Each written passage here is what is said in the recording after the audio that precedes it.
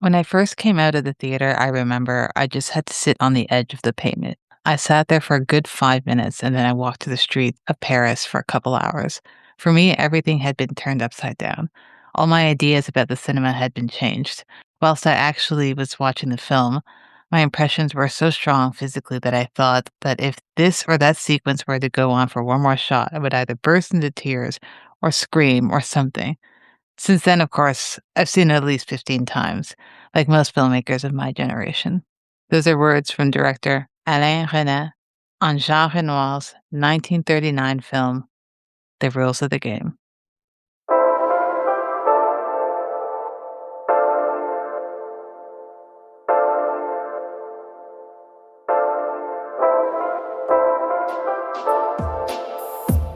Seeing Faces in Movies is a podcast where each month I focus on the works of a different director or cinematographer, and each week I invite a guest on to discuss a film in the artist's filmography.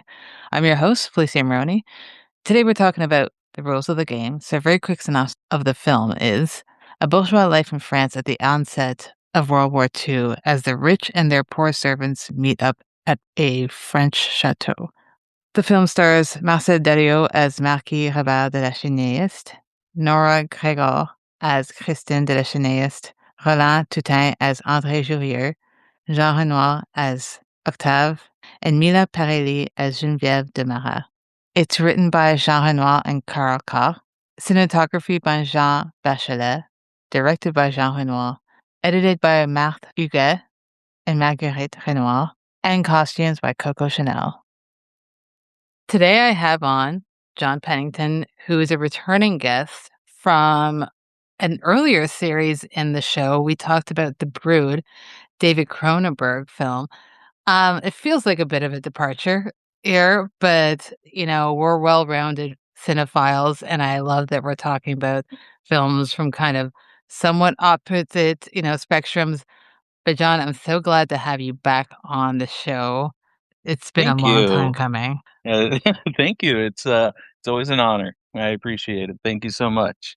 A big reason why I wanted to have you on, other than just liking you as a human being and like your thoughts on film, was because you Likewise. like this film. And a Yes. lot of people are, a bit lukewarm on this film, despite it being considered one of cinema's best and is often on, you know, the top 10 list of best films of all time.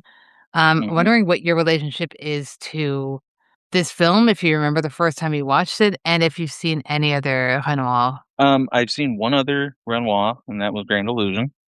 Mhm. So I saw that before I saw Rules of the Game, and I liked it. I liked Grand Illusion a lot. It was definitely a different take on war and the imprisonment that I've definitely seen. So I was just interested in, oh, what else has this guy done? And, top of the list was Rules of the Game. And of course, I recognized the title as it's on a lot of top 10 lists. It's been on Sight and Sound's top 10 for over 50 years. And I was like, okay, I'll watch that one next. And, sometimes you watch these top 10 films and you're like, I can see why it's on the top 10, but it's not going to ever make my top 10.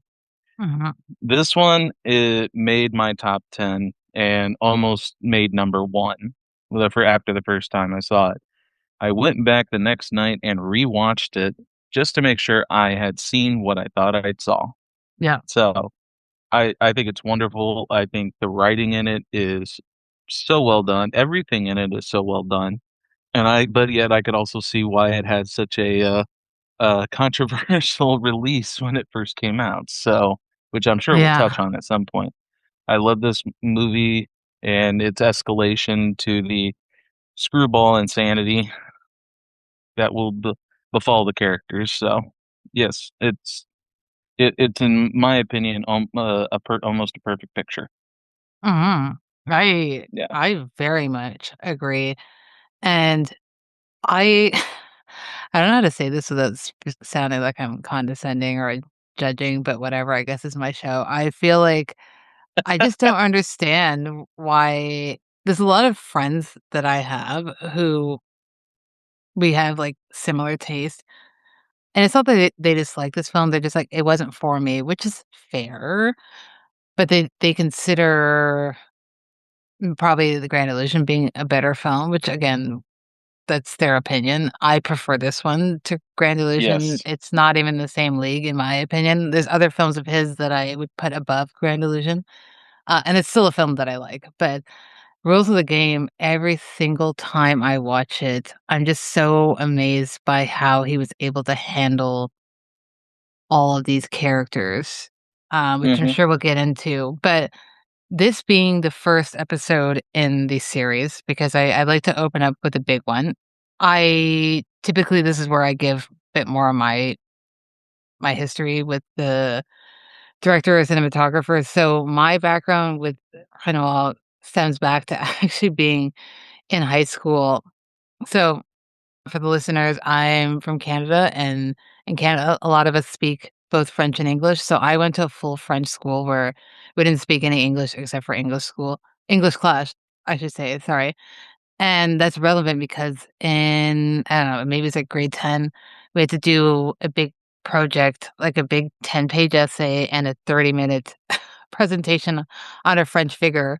And being who I was like, I had to do a director, but the directors, like the more modern ones that I was thinking of, I couldn't find enough information, so I just Googled French directors. The first thing that came up was Renoir. I never heard about him, didn't know anything, and I did my project on him, and so I have a huge soft spot for him because he's been in my life for so long, and that's why I get so touchy when people are like, I don't know, I feel like his stuff is a little overrated," and I'm like, "You just don't get it, I think." Which is fine.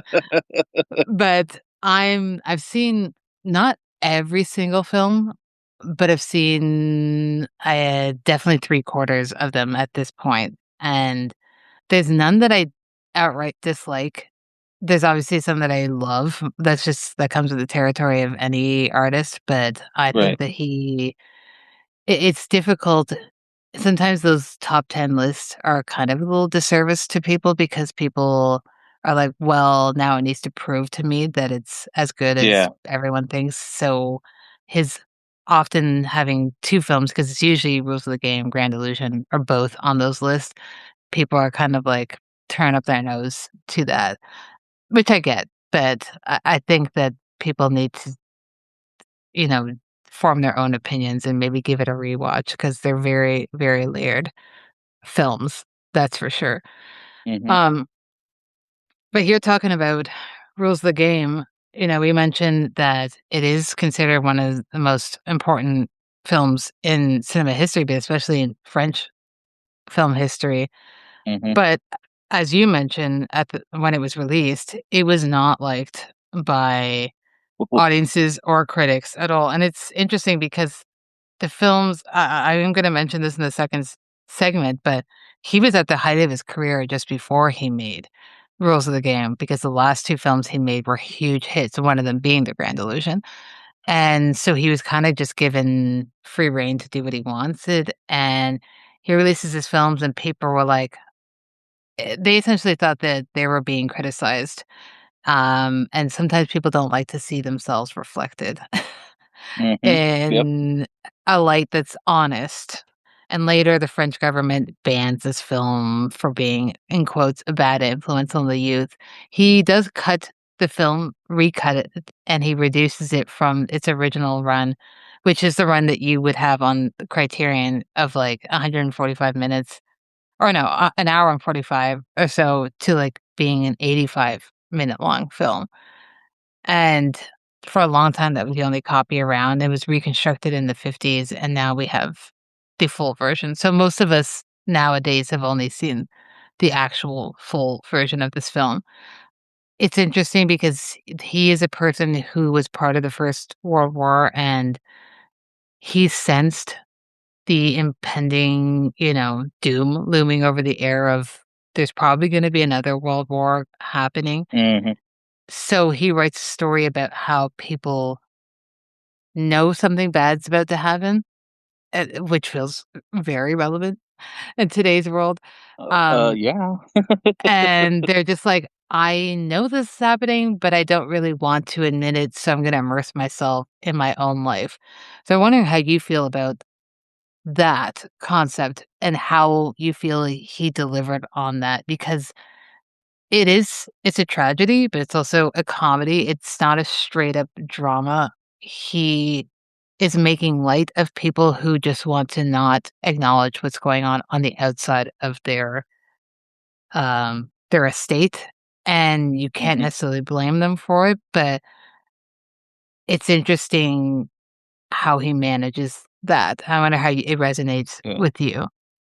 Well, at the time, pretty much all of Europe was ready. They knew that a war was coming.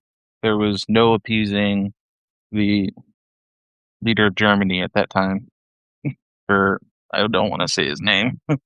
Um, but there was no appeasing him. They all knew that they're going to have to like buck down and fight. So, he wanted to just make a farce. He wanted to make something light. And then he described it as a frivolous drama. And what he ended up making was kind of like a mirror against the bourgeoisie of France because he always felt that they were people that were kind of rotten to the core. And he wanted to make a comedy for everybody. How it resonates for me is I can only compare it to today, and today I Mhm, feel like we are right on the cusp of, you know, not to be political, but we're on the cusp of something mhm. major and bad that's probably gonna come in 2026, Uh, if not just a little sooner.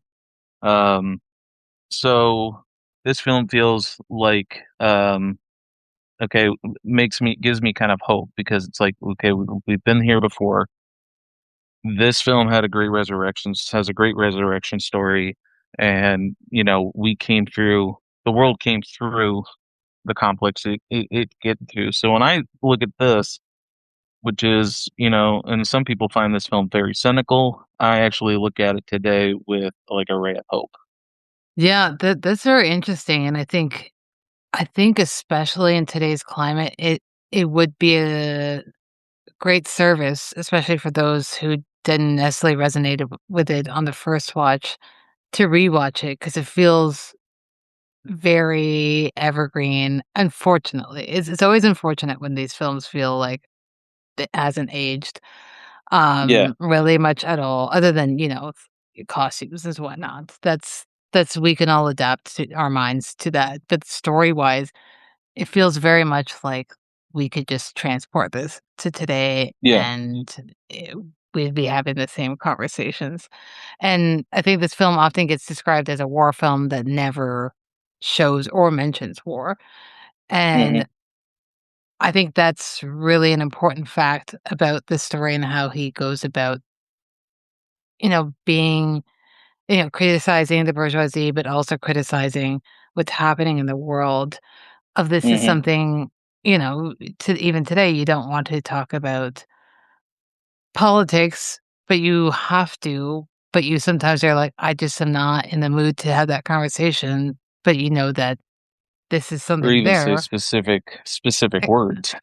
exactly, because it's gonna open up a world of discussion that sometimes you're not necessarily ready for, which is totally fair, and I love that this is the way the film tackles that. What I also like that, the overarching point is, yes, it is a criticism of the bourgeoisie and that rich people are always gonna behave this way.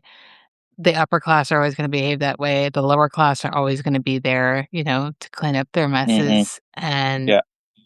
be there for that. But it's also because of who Renoir is, and he's very sentimental. It's still Mhm. a love story. It's a love Yeah. story between a multitude of people. There's multiple triangles, there's multiple squares and rectangles of love. Yeah. Yeah, the whole vibe of the war and the sentiment and how it kinda resonates, at least for me today, that's all background.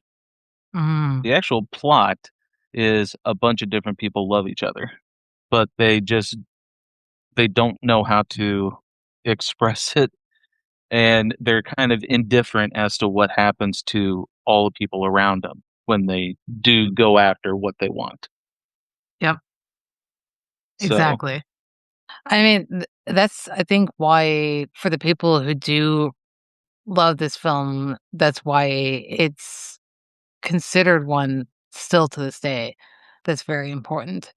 Um, what I love about this because we're not essentially the whole film takes place in one estate. We're there the whole time, and there's a lot of characters in this film. There's a lot of oh yeah. actors, and I it often gets described as chaotic, and that throws people off, which is fine. I typically don't even necessarily gravitate towards chaos, but this feels such like a controlled chaos, and it feels very real. And I do want to touch upon the way he crafted the script kind of in the last segment. But what I do love is the staging and the blocking Oh in yeah, this movie absolutely. because it's unreal the way he has characters enter and exit a room, the way he has characters interact with one another. And I'm currently reading a couple books that are interviews or biographies, and what he talked about specifically for this one was that in his mind he wanted to do this because the film he did right before this was quite different, and he had this story in his mind, and he's very excited to shoot it. And a lot of the time, he started shooting way before, like, before he even finished the script. He was like, "Okay, I'm ready to go because I know how these characters are gonna enter and exit rooms." In his mind, he had the blocking down for each scene, he just needed to fill it with words. What are your thoughts on the way these characters because we're seeing them in, entering and exiting different rooms, going outside, inside, and it can be a lot to take on the first watch of just being like, "Okay, now we're here, now we're here." There's a lot of cuts in this movie, like a lot of cuts. How does it feel for you? Did it feel overwhelming on the first watch or in on this, multiple watches later? How does it feel for you? Well, multiple watches later, I think everything gets easier. Mhm, But the first time I remember just being in awe of how well the choreography was because I was able to follow along pretty much. You know, you have, like, 2 hallways and a mhm, mezzanine from where or a landing from where the stairs go up, and you go down to the right, and it's 1 hallway of doors and bedroom. And then you go down another one, and it's another hallway of doors. And these are all leading to all the bedrooms where all the guests are sleeping, and they're constantly going in and out, you know, adding to conversations, stopping conversations in mid-beat, and then picking them right back up once they grab mhm, something that they need from the room, and then coming down, and it was easy because, you know, it was one continuous shot, and I don't mean to say it was a oneer, like, mhm, because that's kind of like a popular thing in films today, more so than was way back then. You know, like Orson Welles did it in Touch of Evil, Martin Scorsese did it in Goodfellas, and now I think like isn't there a show, the studio, where every single one episode is a oneer? oh, really? Yeah, I Oh, think every wow. single episode's a Okay. one. I'm not sure. Don't quote me on that. And then there's even video games now that are like 20 hours long, and it's all a oneer. So he doesn't do that. There are a lot of edits in this movie, but the edits that doesn't mean there's not a lot of long shots. Mhm. Yeah.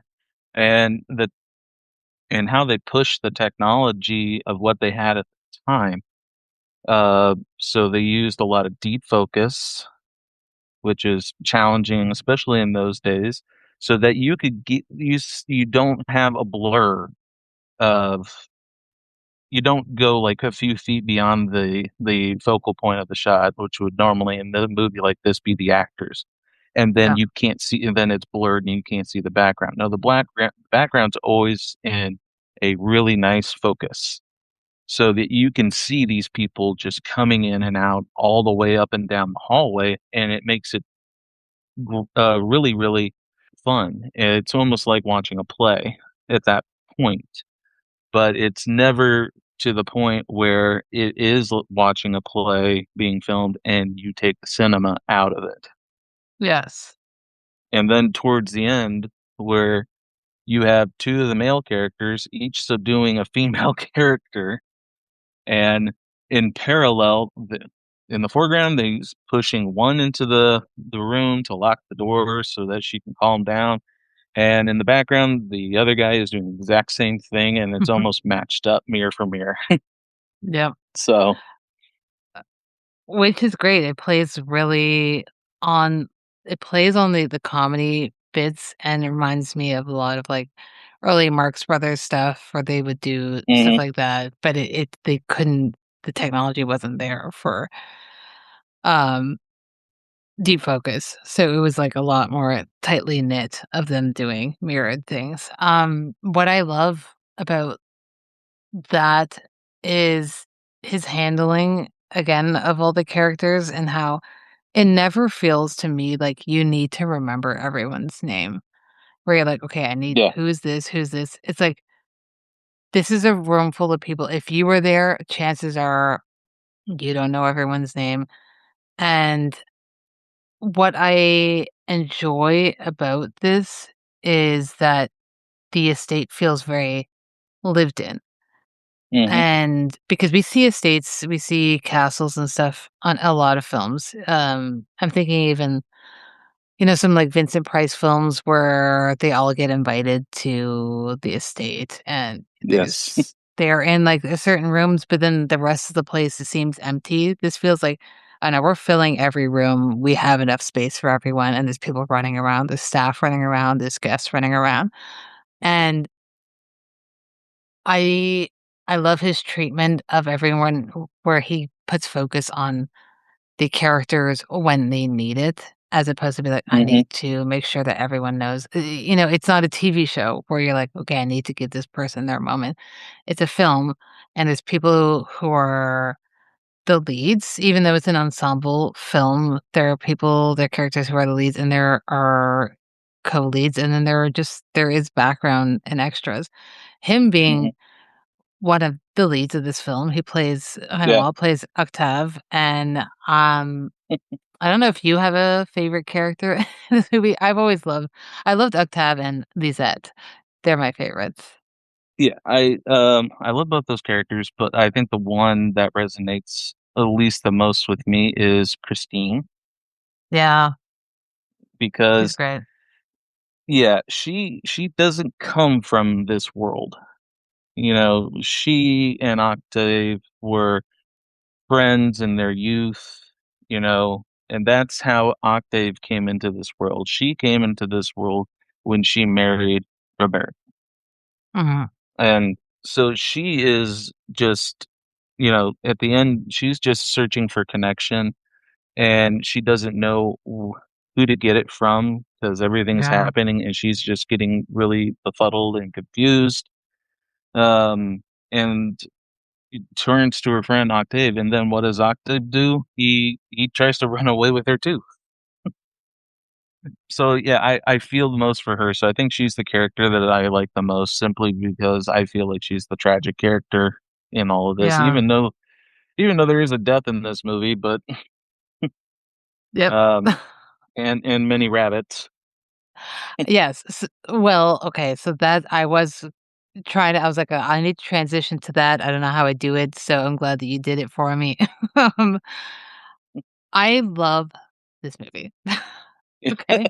I love this movie. That scene, that sequence is hard to watch. And I will say because I've seen the movie so many times, I did pause it. Not I didn't pause it, I muted it so I didn't have to hear the shots, and I kinda looked away because as someone who just a very emotional person, I have not eaten meat in 17 years. I'm very Mhm. much it's just not for me. But the older I get and the more that I watch this film, it's still hard because they actually were hunting these rabbits. Yeah. You know, it's not like today where they could not do that. That would be absolutely against the law for them to do it. We know that they were actually hunting these rabbits. I don't know that I wanna say that this scene was needed, but I think it just adds on to his disgust for this class. I think because it goes on for so much longer than actually you would think it would go on for. Because I've seen Hmm. these type of scenes in films like this, and it's usually kinda cutaway, a couple frames, and you cut away. This is like an actual sequence. It feels like a bit of an action sequence, and it's A little harsh, bit, and it's yeah. in your face, and it's you cannot look away unless you actively turn your face away from the screen. What are your thoughts on this sequence and, um, why you think maybe it might be necessary or he could have done without it, but why you think he even decided to include it? Because I personally didn't read anything from him talking about it, so this is just our subjective thoughts. I do think the scene is needed because of the climate, the background of World War II, oncoming World War II, but more important into the story is because it foreshadows it establishes more character and it forecasts the death of Henri at the end of the film. Um, the way they made it, in which they did shoot actual live animals, Mhm. that was accepted at the time. That doesn't excuse it. I hate the fact Yeah. that it happened, but at the same time, back in that time, that the only way to get those types of shots on film was to go do it. You couldn't do an animatronic rabbit. You couldn't do a puppet. You couldn't do. There was no computer. I don't even think there was a computer back then. Yeah, there wasn't a computer even back then. So you obviously couldn't do that. But Mhm. and it's also there. I think more importantly for a structure, Yeah. because a lot of comedies at the time um, would have funny, big set piece in the middle that kind of like a big dance sequence or Yeah. something that was not necessarily part of comedy, not funny, but something that you would focus on and be entertained by. And then it would back it down. Um, so this is kind of, and he had the foresight to make it a vicious hunt that really shows how these characters are frivolous about life, Mhm. and also how seriously one character in particular takes his job as the gameskeeper on the property, and it also provides us a break from the script because there's some character development and there's some other things, but there's no plot moving forward. And this is a very much A to B to C to D to D. You have to pay attention. This gives us kind of a break, and then it winds up he winds up the characters all over again and builds it back up until it reaches more insanity. So Yeah. those are reasons why I think the scene does need to be there. Um, I wish they didn't have to kill rabbits and birds, but you know, Yeah.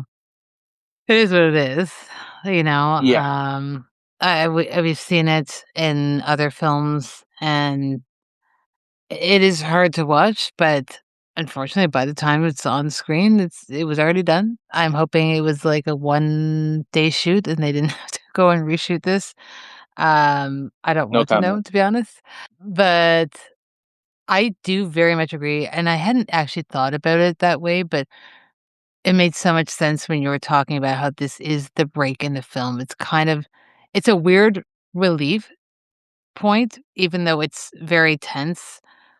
And maybe it wasn't tense for audiences then because they're like, whatever, this is typical. It's obviously more tense for modern audiences who are not used to seeing animal deaths on screen, but it does break up the narrative, and we're now shifting into higher gear.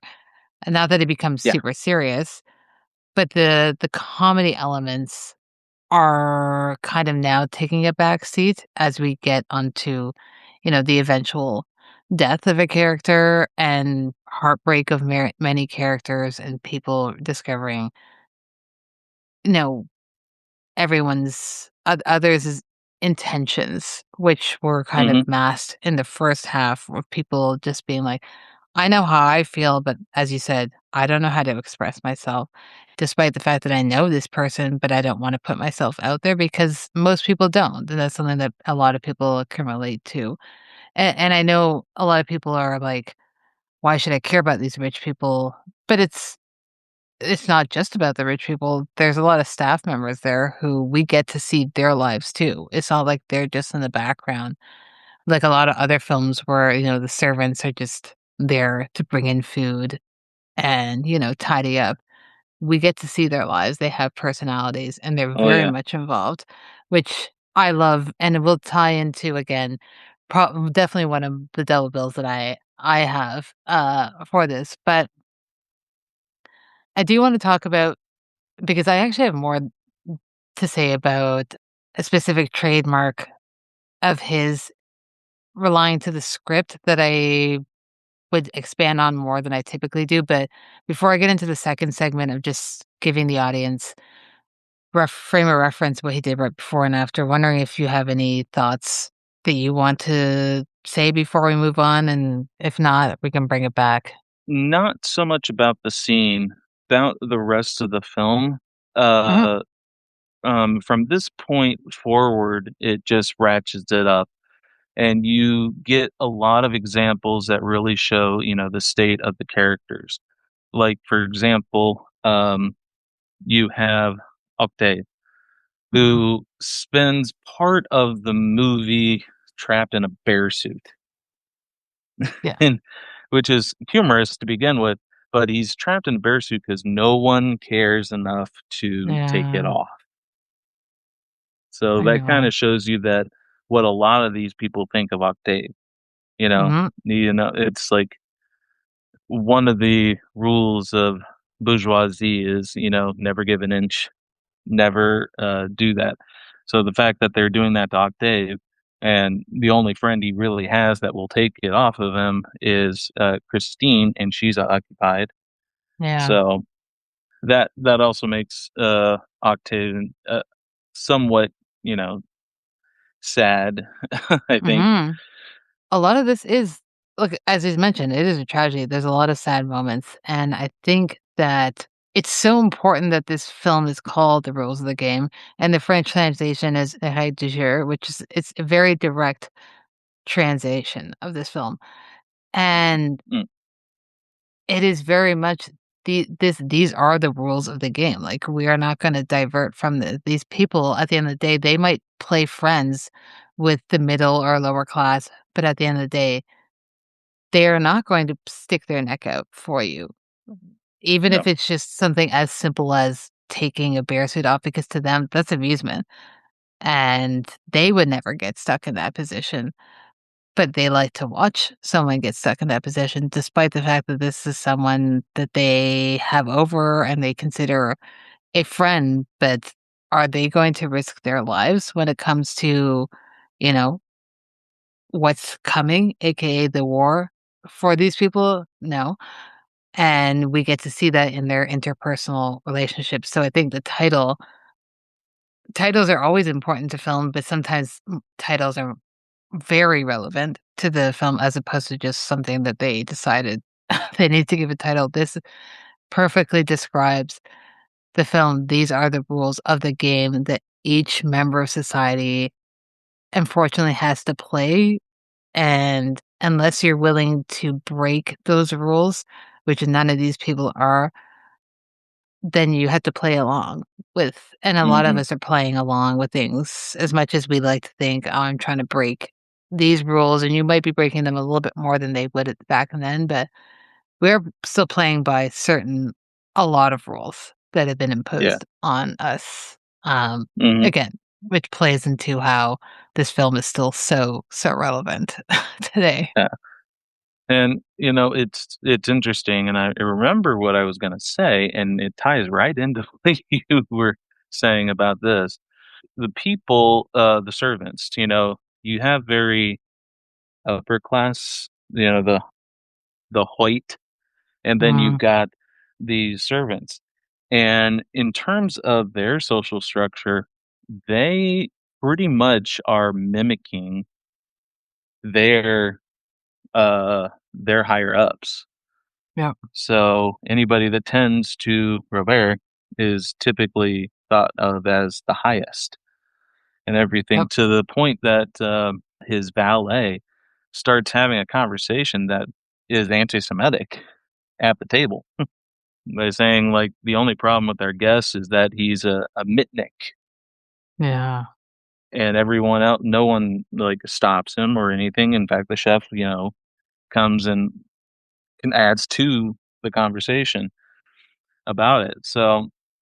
Is the so it's almost like the rules of the game. Once the game is being played by someone, the influence of the people around it, they become part of the game as well.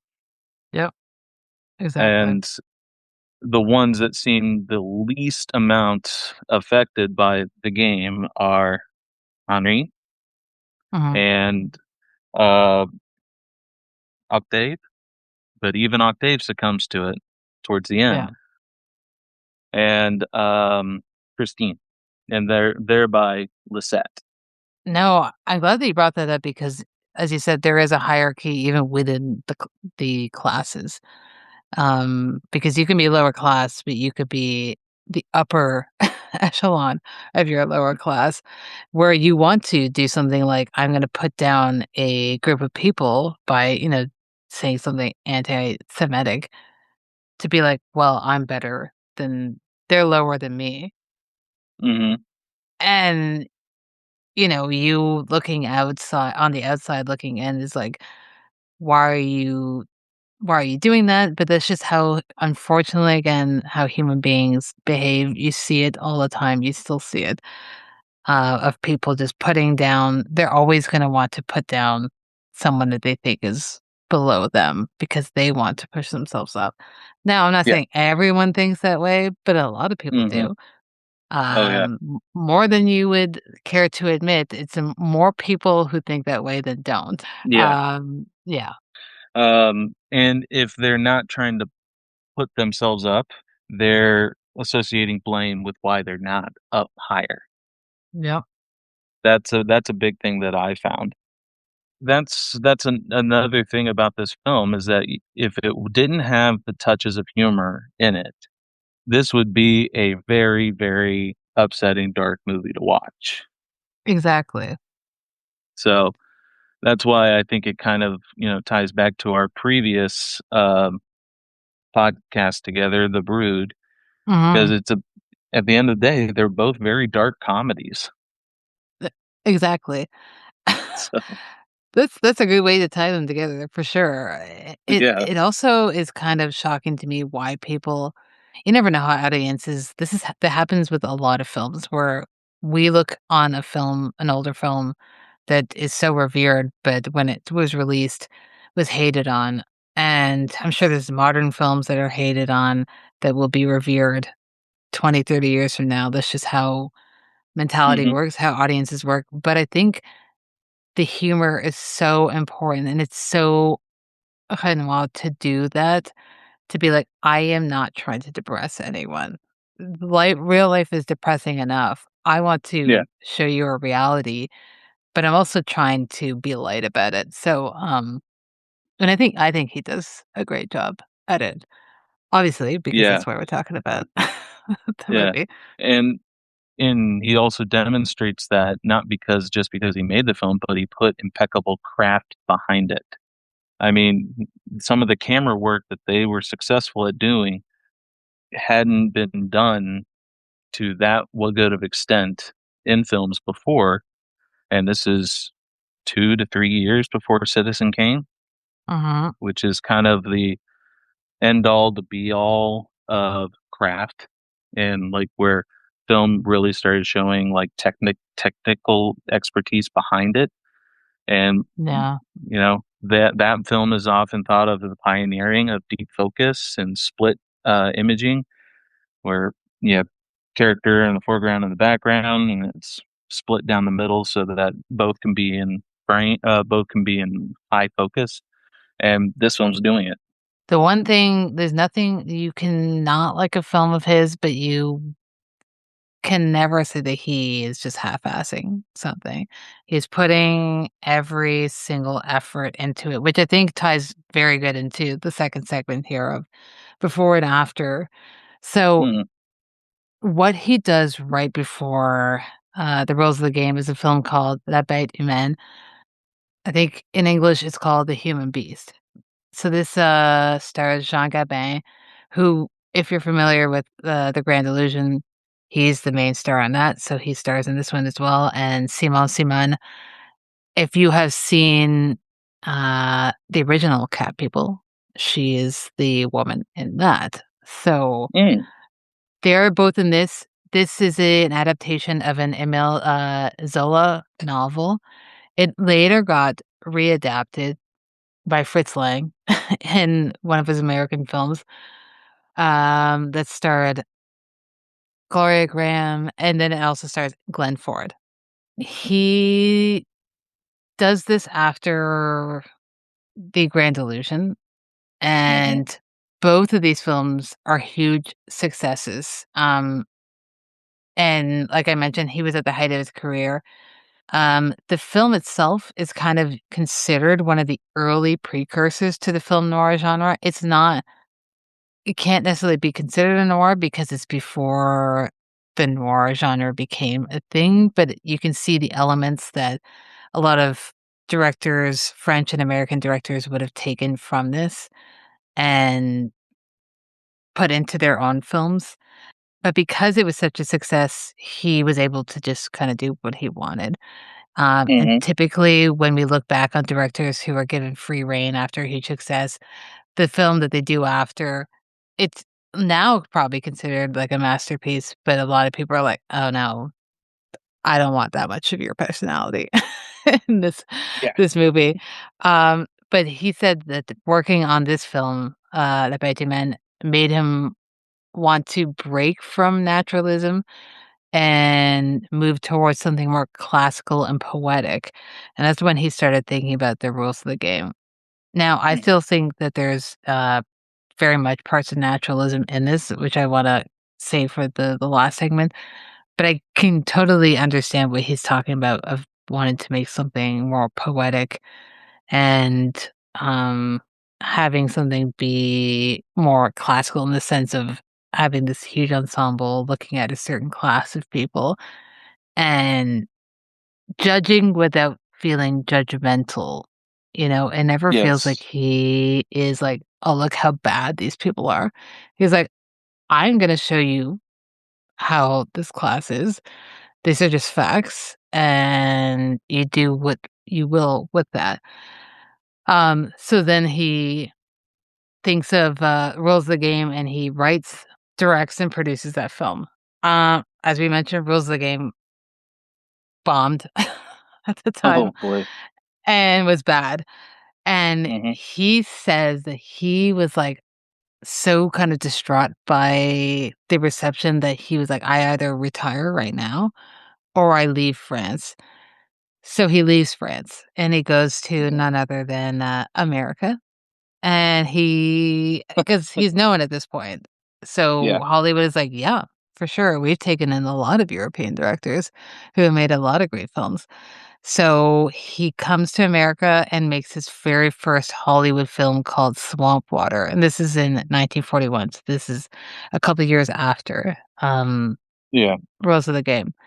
It's the first film he ever shot in English, and he's doing this with, 20th Century Fox, and, it was a huge hit. It was the biggest film Fox's biggest film of the year, and it's funny because Zanuck, the head of that studio, fired Renoir while they were shooting this film and then rehired him that same evening because he was like, "Well, I can't really afford to Yeah. lose you." But the reason why he fired him is because Renoir was so used to just letting actors be like, "Oh, you want another take? Let's do another take. Let's do 10 takes, 20 takes, 30 takes, as much as you're comfortable with, and then we'll get the job done." But the way Hollywood Hmm. was, and probably still is, they were like, "We're on a schedule.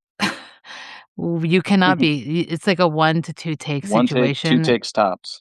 and you need to get this done, and we'll fix it in editing, but we're not letting the actors decide when they're comfortable." So they were pissed off about it. Renoir was a little stressed out because he's like, "I'm not used to being on a tight schedule like this." But then he does go on to make a few more American films before he realizes, "Yeah, this is not for me." And then he eventually does a film in India, The River, which I'll be covering, and then he goes back to France. So we get a few American films. I've seen Swamp Water. I've seen his version, and then there's another version after that's like maybe 10 years later in the 50s that are both good. I think the Hanoa version is a little bit better, but they're they're decent films. I think Swamp Water is a good film. It's not on the top of the Hanoa Hmm. filmography, but it's still a great first effort for an American and English film, and you still feel like you see or feel his energy through the film. So that's where he was at in his career at this point. So we're kind of in the is huge changing and turning point in his life. And it's interesting that this is probably this and again the Grand Illusion era like his most revered, but the Grand Illusion was a hit and this was not. And it's interesting to see where Yeah. he decided to move right after that. And when we say flop, this Yeah. was the most expensive French film at that time. He doubled his budget and went over 9 weeks of the shooting schedule, probably because of his tendency to do multiple takes with actors until they felt comfortable. But Mhm. the buildings, not the exteriors, but all the sets, everything was built from scratch. Nothing was shot for real. Anything that's an interior was on a soundstage. So the costuming, everything just rose, rose, rose, rose. So it was not just a huge flop, it was one of the biggest flops in French films, period. Yeah. And You then know? look where it is now. Yeah. 2026, who got two people on a podcast talking about it. It's on the Criterion Collection. It's always interesting how art works and how it shifts and how people's mentalities adapt to certain films.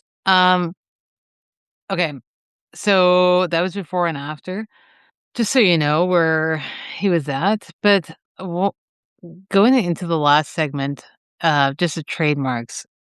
If you're someone who has seen more than one, you could even have seen just two Hanwha films, it's hard to ignore how powerful the script is and the script delivery and the line delivery is. Hmm. And reading him talking about how he operates on set, he says, "I have a full script, but I give the actors agencies to react and change lines as they so please." So there is a lot of improvising. And I bring this up specifically because kind of mentioned I know there's a lot of people who don't love this movie, and anyone I know who said I didn't dislike this movie, but I didn't love it because it felt chaotic. I know it's because it feels like there's a lot of people and they're talking at each other. That's what I love about this film probably the most because it feels like if you go to a family gathering, it's Christmas. You have your immediate family, you have your extended family, you have your weird cousins and uncles and aunts. No one's taking the time to be like, "Oh, I'm done speaking. Now it's your turn." There's Oh, people yeah. talking at each other, the side conversations, there's overlapping conversation. That's how it works when you're in a huge gathering. And in film, you're not often used to that. You're used to be like, someone says their line, next line, next line, next line, as opposed to like, this person didn't finish their thought because this person's talking. And that's how human beings interact. And I think it's the most special thing about this film when you're dealing with a huge cast to be like, I am giving you the agency to react in real time, and you don't have to stick to my script. This is just a Mhm. jumping or a start off point for you. I don't know if you felt that when you watched this of just being like, this feels so real, like I could be in this conversation and interject on my own. It definitely no, it definitely feels like that. It has that same feeling. The talking and the overlapping pieces, I actually talked to a friend of mine who doesn't really like this film. Mm, And I was like, "Well, why don't you like the film?" And he said, "Well, one thing that was really annoying was that everything was overlapping and I couldn't make heads or tails of this and that and this and the other." yeah, And I was like, "Oh yeah, what's your favorite Robert Altman movie?" yeah. And then they just paused for a minute and looked at me and said, "You." That's trust me, I've been avoiding saying Altman's name because I do wanna talk about him. Yeah. Um, but that's a perfect I'm gonna do that to someone, because I know some people who are big Altman fans who don't love Oh yeah. Hannibal, and I'd be like, "But you know, like Altman himself has said, Hannibal is a huge influence in this film specifically, is a huge influence, and you can see it all over his work." And how he operates with big casts and how he has his characters talk to one another Yes. because it feels very natural and real. And I get watching people have a chaotic conversation can feel overwhelming on a first watch. I will never deny that.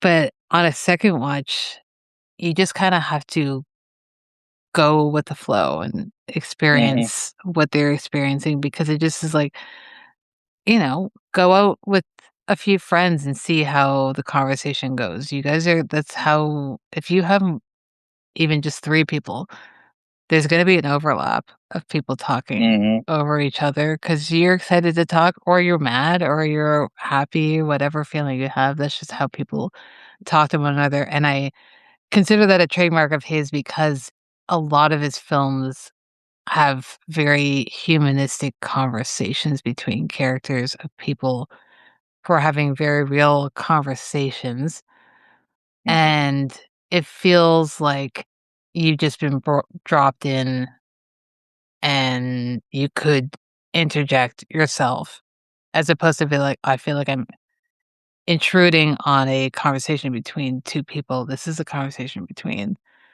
multiple people who are sometimes not even having the same conversation, Yeah. which Exactly. happens in real life. Oh yeah. So I'm glad that you brought up Altman. It shows how Hanwal has influenced a lot of directors and how people have adapted that influence into their own work and adopted it to modern audiences of the time because Altman is very much a modern director adapting to American audiences, but doing something that was still so different from a lot of Mhm. directors of the time and still to this day. And you can with this movie in particular, you could really make I mean, you don't need to make the case. The case has already been made. This is one of the most highly influential films ever made. Because without this, you don't have directors like Robert Altman. Without this film, you don't have the French New Wave. Because the re-release where the film was put back together and released in theaters and it's, an 106-minute form, the one that we're talking about right now. I mean, all the French film critics saw it then and applauded it, and not too long later, every one of them started picking up cameras and making their own movies. Yeah. You don't have Fellini. to a certain degree. You have Fellini, but you probably would only have the Neo Realist Fellini. You would not Yeah. have La Dolce Vita or Eight and a Half. Yeah. We can keep going on and just labeling all kinds of things. Especially, like Altman even did Gosford Park, which is a very Mm-hmm. much high class, low class. I mean, just that type of style, which I believe is it from the Marriage of Fear? No, that's just music.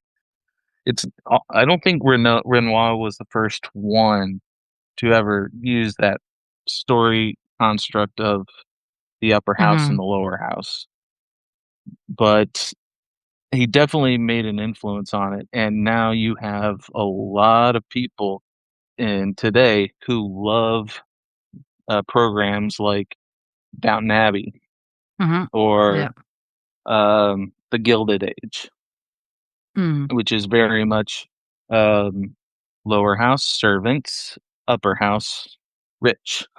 So it's overwhelming a little bit. It is. It's hard to deny, and sometimes I think the source. But this is not just kind of all or this film related, but sometimes the source material or the source artist is the least appreciated by broader audiences when you think of like our, some people's favorite directors and you think about who they were influenced by and you go back Hmm. and you might not get, but you can see where they got it and you're like, well, they did it better. And maybe maybe I'm sure a lot of people think Altman did it better than Renoir, and that's fair. That's your thought, but you can't deny the influence that he had on audiences, or artists, a couple decades after him. And there is a huge reason why his films are still so discussed. Whether you like them or not, there's a reason why they're discussed because they could have just disappeared into the ether like many other films have Yeah. done. This is 1939. This is a very old film that we're discussing. Very, very old film that we're talking about. And it's, as we said, we keep saying it feels very fresh. I'm glad to open the series with this because I think that it's. I personally think it's a better jumping off point to seeing who Hanwha is and what he has to offer than the Grand Illusion. I think the Grand Illusion you can watch Yeah. second or third after you've seen what else he has to offer because the Grand Illusion feels a bit on its own. So I think this is a better jumping off point, and you can go from there. But before I ask you the last question of what Oh you boy. would pair this with, I'm wondering if there's any thoughts that we haven't mentioned that you want to talk about or we've covered. The resurrection story of this film, you mentioned earlier, and now it's 2026 and there's two people on a podcast. Mhm, Two people on a podcast can do amazing things because the only reason that this film exists today for us to watch is because of two film enthusiasts who happen to just stumble across a film print of the rules of the game. Because, yeah, like you said, all the prints were destroyed in the war, but they were able to find a couple prints, and then they mhm, restored the whole version for Renoir. And, you know, Renoir, was moved to tears by their work. yeah, And it left him with, you know, a, a sense that, you kind of got the feeling, at least I watched an interview with him, and you kind of got the feeling, at least, that he was finally okay with it, that he did not intentionally mean to insult his fellow countryman on the eve mhm, of a war and was pretty much ostracized from the French Film Society for it. And, the rules of the game, we've been talking it from the point of view that the game is the bourgeoisie and the mhm. status. But, I have a question for you actually. Hmm. What is your perception if the game is not anything to do with the bourgeoisie, but yet it has to do with the games of love? I definitely see that because I think, Hmm. again, as you mentioned, yes, it's a critique on class, but I personally view this more of a love story and the complications that come with love and having feelings for more than one person. And I do think that's the thing of being like, I felt I need to be with this person and marry this person because that's what society was telling me to do, but that's not Hmm. where my heart was, and that's not where my heart is. But I can't follow my heart without breaking rules. And am I willing to risk my status, or am I willing to risk how I am going to be perceived by people that I know if I break those rules? So I would say there's definitely more than one game being played in this Hmm. film. That's for sure. Yeah. And the only thing is, I just thought of this was that I think one of the main reasons why we don't get characters confused is because you have two sets of the exact same dynamic. Mhm. You have characters from the lower house that are having the exact same relationship dynamics as the people in the upper house. So you don't really need to know their names. You just need to know what they're doing. And then right in the middle, playing in both worlds is Octave. Octave. Exactly. You're like, this is their position in the hierarchy in their class. So you Hmm. know how it goes down, whatever pyramid, essentially, for both. So, I've seen it multiple times, so I know most of the characters' names, but I'm sure if you pointed out a character who got a name, a side character, I might be like, I don't know theirs. And again, it's not necessary. And it takes someone who is skilled enough to balance all these personalities that he's written and Hmm. is being put to life in front of him, in real time, especially if he's allowing actors, I should say, to feel their way through the story. So that's someone who has a lot of confidence in himself and his work and respects his fellow artist, which Yeah. is the least you can ask for in a director, because you don't get that a lot. He was the opposite of a dictator. Yes. And I don't know how much time we have left, but are we going to talk about the ending at all? We can talk about the ending. Yes. Yeah. So very tragic, ending. Henri dies. Not many people care about it, uh, Mhm. which, but the ones most affected are Octave and Christine, and not even Robert is he's taking care of it from a public viewpoint. And, so, Schumann, um, he feels bad because he killed the wrong man.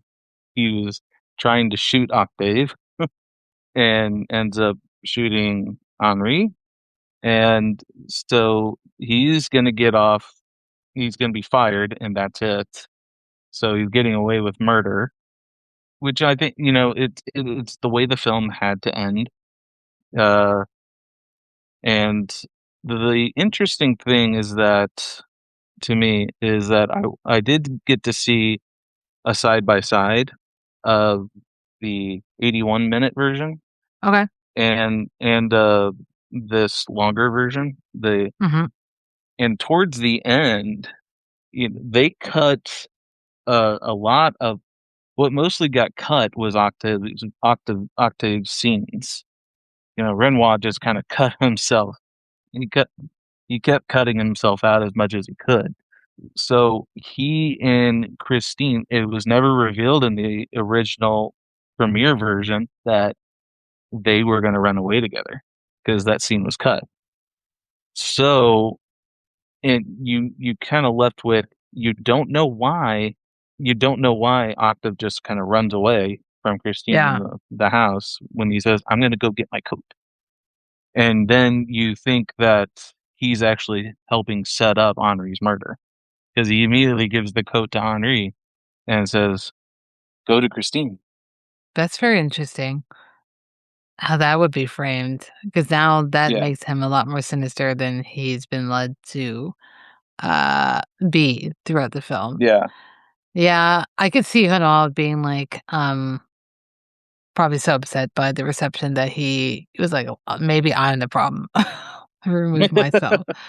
yeah, Which I think a lot of people, I feel like I would do the same. I'd be like, no, let me just take this myself out of this movie if I decided to be in my own movie. But it is interesting how that would shape the ending and how it becomes more of a crime film than a tragedy, where the version that we hmm are watching is a tragedy, and it's setting up the tragedy that's to come in the world outside of this estate. yeah, This is just one death that's going to go unpunished. We have many more deaths that are going to go unpunished. People are just going to get a slap on the wrist for their actions. So in the broader scheme of things, it's very, very dark.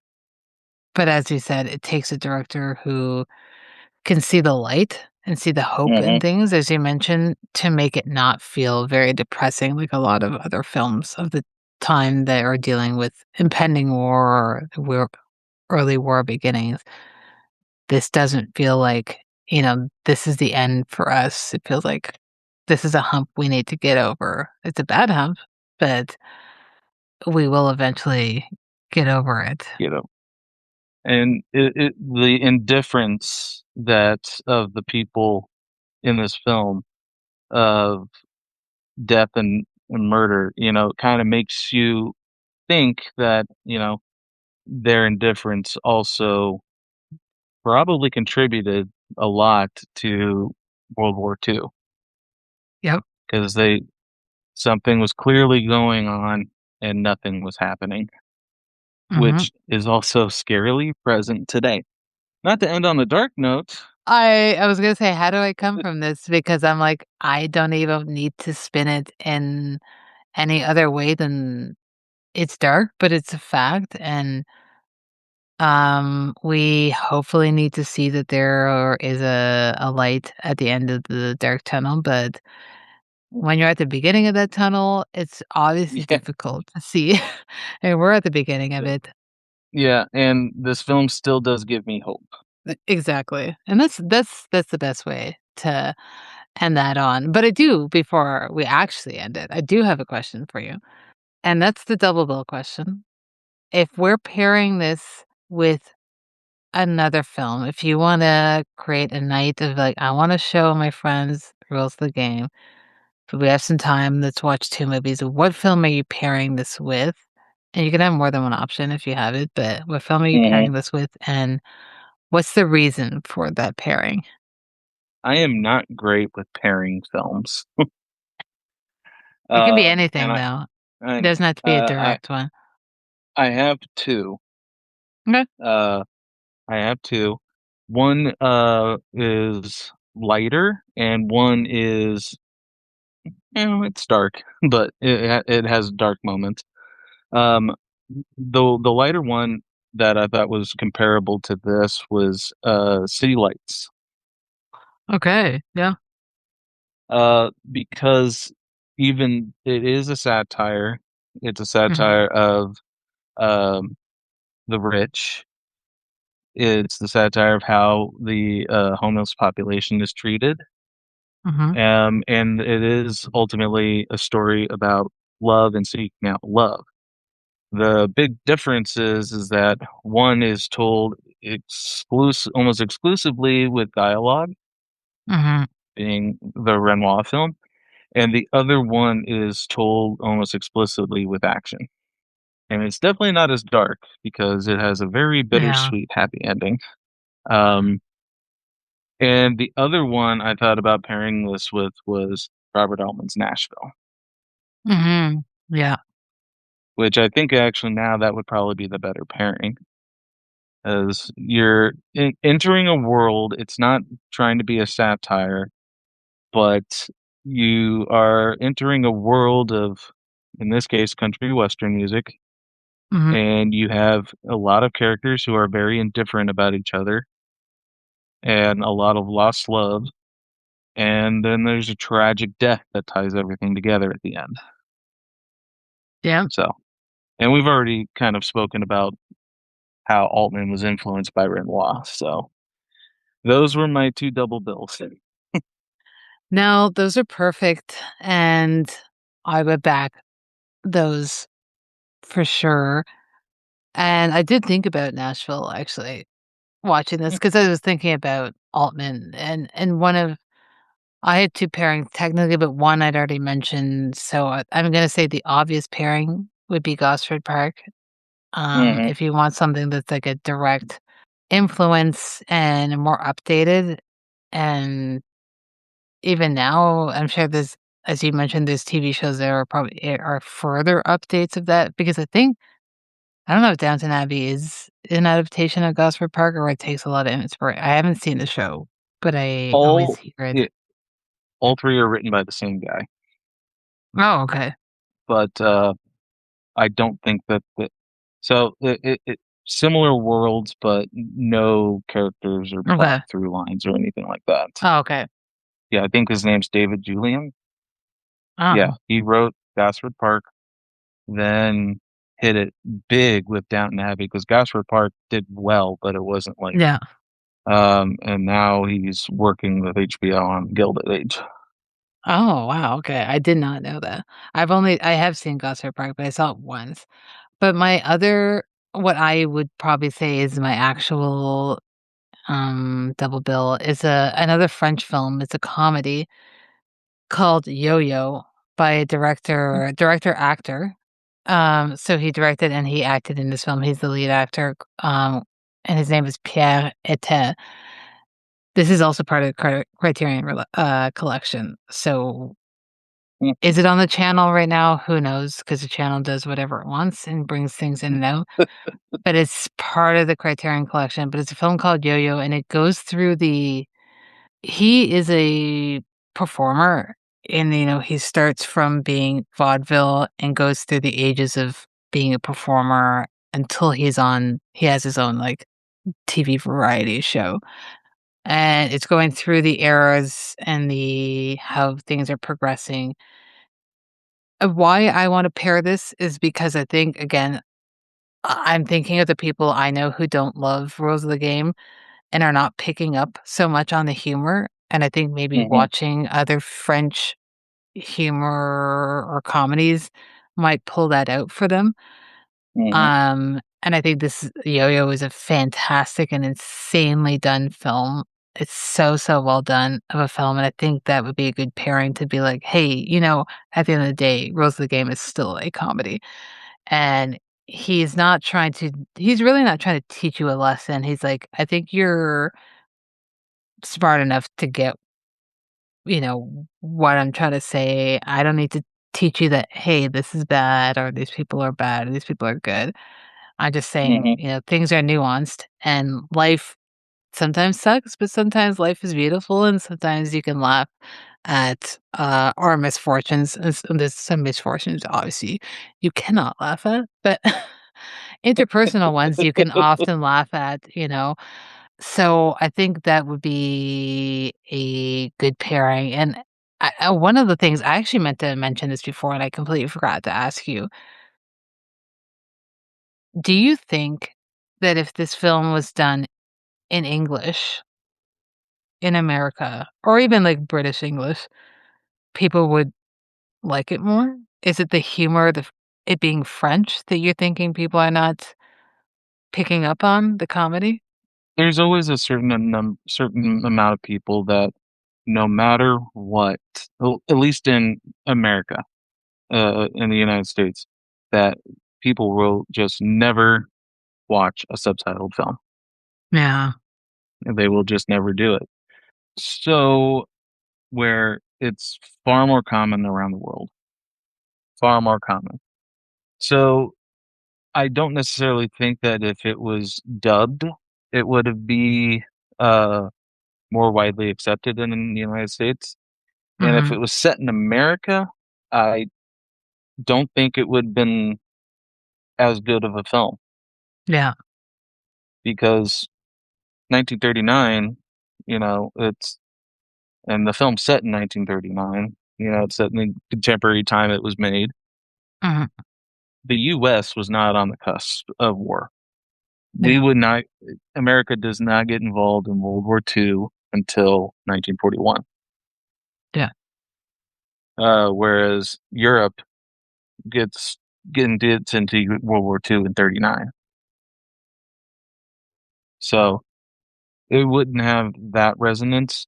As far as the comedy goes, yeah, it would probably the one-liners would be funny, Hmm. you know.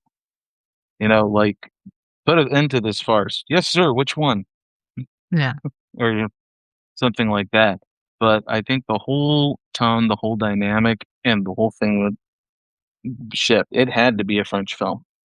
And I feel like it ties into why some of his English films or American films were successes, but he never felt like he was fully offering what himself in those films. And Mhm, I think this is very much a French film. These are very much French characters.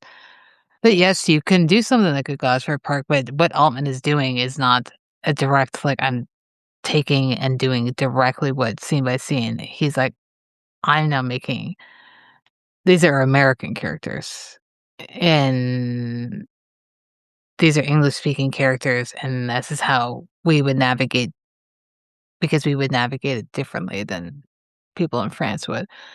mhm, Um, so I do think, yeah, it is very much French. I do think sometimes, yeah, the humor is probably not translating, but sometimes older English films, older American comedies don't translate the humor, and it's something that was considered a huge comedy, and you're watching and you're like, "I didn't laugh once." You can see why maybe other people might laugh, but that's just how, you know, you look at humor and comedies of the 2000s, early 2000s, you're like, "Oh, that's rough."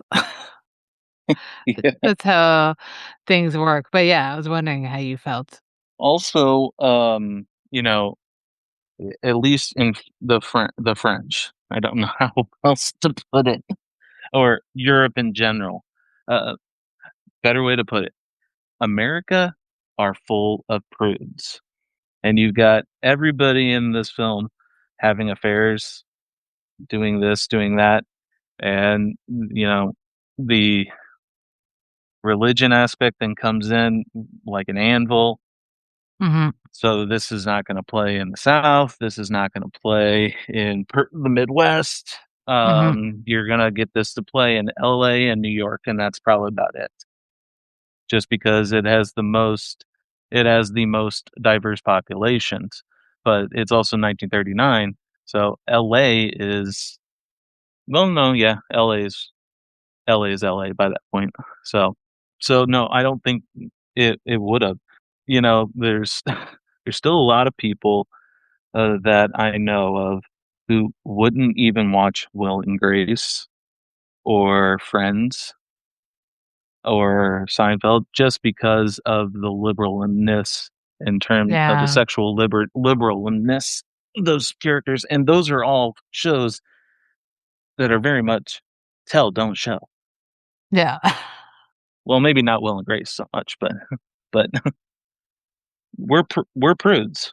Yeah, I mean, it wouldn't have passed the Hays Code because this would have been the time of the Hays Code, so they would have Yeah, had to make some sort of cuts to not allude as much to what they were alluding to or showing. you have an unmarried man laying on a bed with an unmarried woman with, Yeah, talking about their friendship, their old friendship. Hmm. You know, I mean, that never would have been allowed during the Hays Code. A lot of films nowadays too are kind of going back to some sort of weird unwritten code of Yeah. prudishness. I don't know what we're doing. Vicious circles and cycles of things and the way people operate and a reflection of the society they're a part of. But I'm glad that, we have something like a Criterion Collection just in general, but something to preserve films like this so that they are accessible to the Hmm. masses because it is Yes. very much accessible to the masses now once someone like a Criterion puts it out. So I really hope that if you're listening to this episode, you've seen this movie. And I hope that if you've seen it and you haven't seen it in a while, you rewatch it. And if you haven't seen it, I hope that we have inspired you to watch it because it's for sure on the Criterion Collection or Criterion Channel, but you can find it anywhere really. It's quite easy to find. It's a lot easier to find than 40, 50, 60, 70 years ago. So we're lucky in that respect. We gotta Hmm. have our small wins, Yeah. and having the rules of the game is a small win. And if I may, if you watch this movie for the first time and you don't like it, then just don't talk to me. Um, I'm glad you said it. I was gonna put that in the postscript, but I will chime in and say you are wrong, and don't talk to me at least until you've given it a rewatch. Don't tell me you didn't like Yeah. it on the first watch and be done with it. Give it another And try. if you want to find out who your friends are, put on a bear suit and see who gets you out. There you go. That's a perfect way to end this. But John, thank you so much for talking to me about the rules No, of the thank game. you. This is a big movie. Fantastic conversation. I hope you are able to edit edit me into something decent. There's minimal editing required on this one. You had some fantastic thoughts, and I very much appreciate your point of view on this No film. problem. Otherwise, I Thank would you. not have asked you to come on. So I trusted that you could lead me in such a fantastic direction. So I appreciate it, and I can't wait for the next time that you come Yeah. on. Seeing Faces in Movies is an official podcast of the Rail Film Club. It's hosted and edited by Felicia with intro music by Lamar Walker. If you like what you heard, let us know at seeingfacesmovies.com or send us an email at seeingfacesmovies@gmail.com. And while you're at it, please subscribe and rate the show wherever you listen to your podcast. And stay tuned for our next episode on Voodoo Saving from Drowning. Watch more movies, and we'll catch you next time.